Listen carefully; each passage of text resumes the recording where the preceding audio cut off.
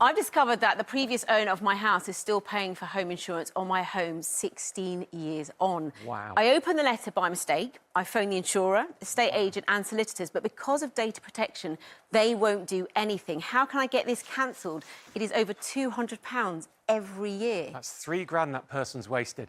OK, now they're right. Data protection, they can't talk to you about it because it's not your custom.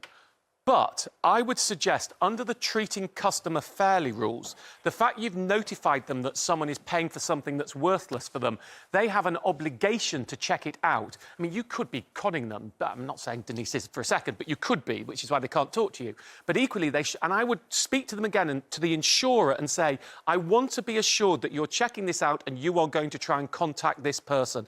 If not, then they've not been treated fairly and they should be able to get the money back. But it actually really springs to mind. I mean, that could be you. You might be watching right now. Everybody, you should regularly...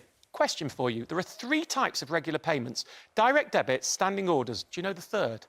I don't actually. It's called a recurring payment. Have you heard of it? But I have, but sometimes people think it's the same as direct debits. No, a direct debit is when you give your bank account number and you give the sort code, and then you have the direct debit guarantee. Standing order is when you set it up to make a payment. A recurring payment, crucial this, is when you give the long number on a card, a credit or debit card, and then they can take money each month. You have far less rights with that one.